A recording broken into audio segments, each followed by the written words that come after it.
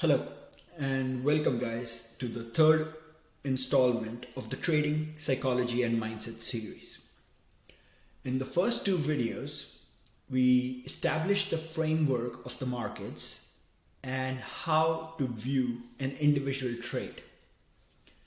In the third installment, which is probably the most important one of all of them, we are going to discuss the habits, the three most important habits of any successful trader.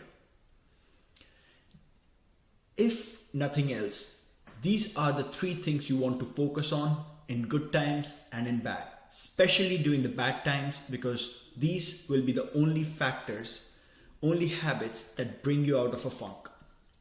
So without further ado, let's begin. Let's discuss the three core habits first, and then I will delve deeper into them.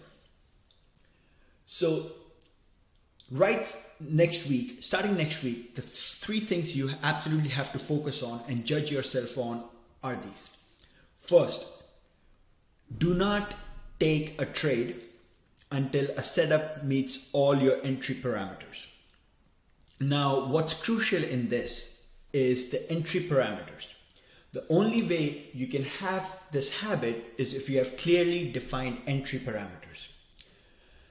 If you enter a trade based on a feeling or random setups, or someone said on something on Twitter, then it's not consistent and it's not something you can analyze or improve upon.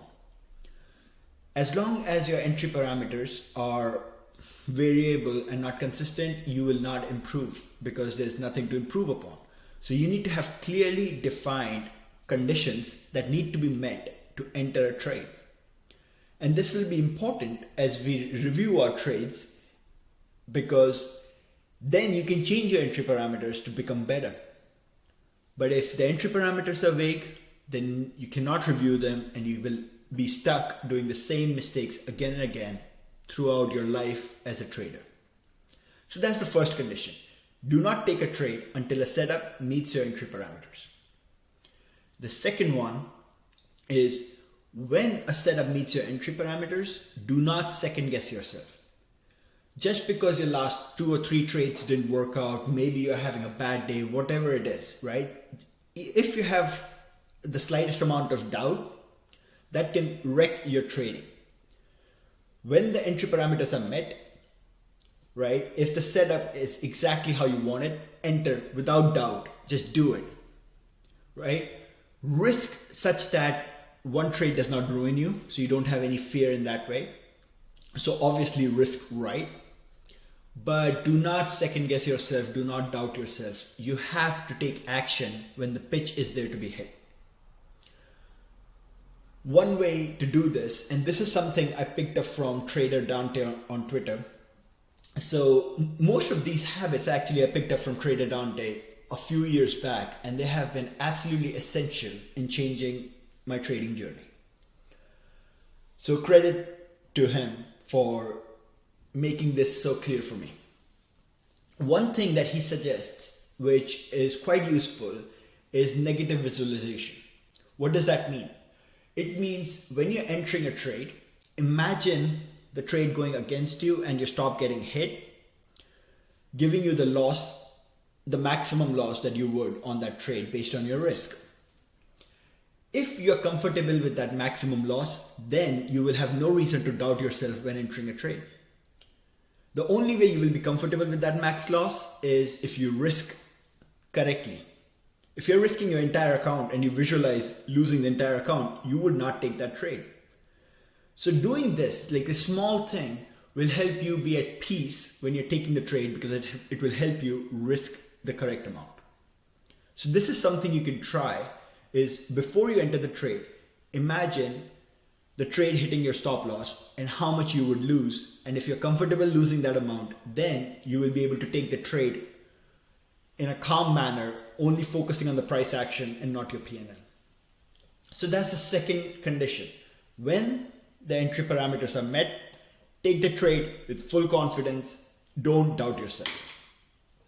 The third and the most important one of these habits is the weekly review of your trading. And this one I will go deeper in this video because this will be the way you change your trading journey. So the weekly review has 3 core components and we are going to discuss them one by one. The first one will be the trade assessment. So you are going to check out all the trades of the week before and see what worked well and what didn't. How to do that, we'll go into the next video. The second step, next slide. The second step of the weekly review is self-assessment. In this portion, you will look for recurring patterns that appear in your trades. These are the patterns you will realize when you assess your trades. And then the third one is to find your blind spots in the market. You're going to study the biggest movers of the market that you had no idea about, that were not on your radar. Because what hurts people the most in their journey is the opportunity cost of missing out things that they had no idea about. It's not what you know that kills you. It's what you don't know is where you're missing out. So that would be the third aspect of the weekly review. So let's go through them one by one. Trade assessment. You are going to assess your trades, the ones that you took, on which ones worked well and which ones didn't. You want to think of this in 3 ways. Was there a setup that worked well or didn't? Was there a market that worked especially well, and was there a market that did not work well? And the third one is the time. Was there a day or a particular time that worked well for you? So these are the metrics on which you will assess your trades. How will you assess your trades is you will see if your timing for the entry and the exit was good. Did you enter too early or too late? Did you exit too early or too late? So that will be the timing assessment for your trades. The third one would be to the risk versus reward. Did you only take good risk versus reward trades or did you take bad ones?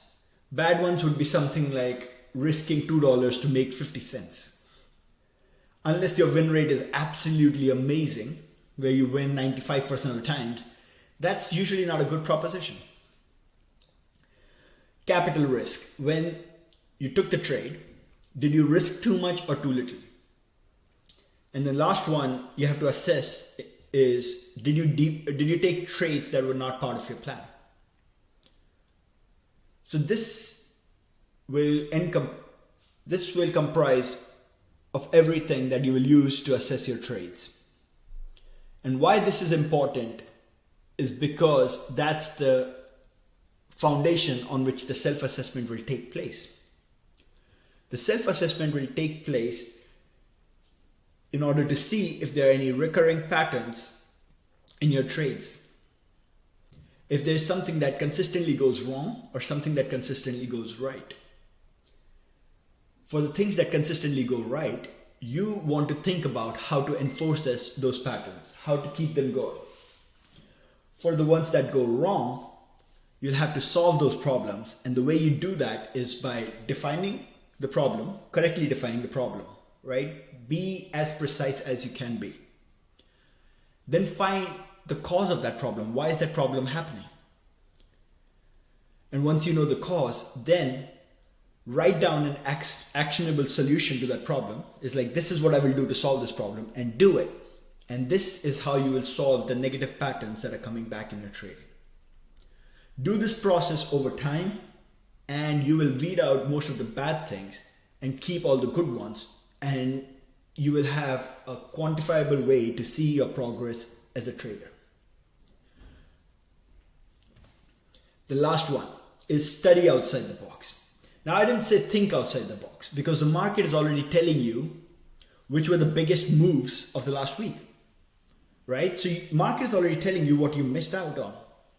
What I want you to do is study those moves and see if there's a way you could participate in that so that you don't miss them out in the future. So this is the third component where you're removing your blind spot in the markets and expanding your horizons. Now, I know it sounds like a lot of work, and definitely is, but then again, this is what you have to come back to during good times and bad. I am personally guilty of having times where I didn't review my trades and I could see myself dropping in a funk. And the only way you can come out of that is by working hard, by assessing yourself. Over time, you will start to, over time, this is the only way to improve yourself. There's nothing else. There's no holy grail of system or something someone can say that will help you become a better trader. You have to keep assessing yourself, removing your weaknesses, putting work into your strengths, and that's the only way to upgrade yourself to be a good trader. Maybe even the best. So this video, I wanted to put it out so you guys can start assessing yourself over these metrics starting next week, right away. And the next challenge for us as a community is to be more self-aware of our strengths and weaknesses. All right, guys, time to get to work. Do your weekly reviews.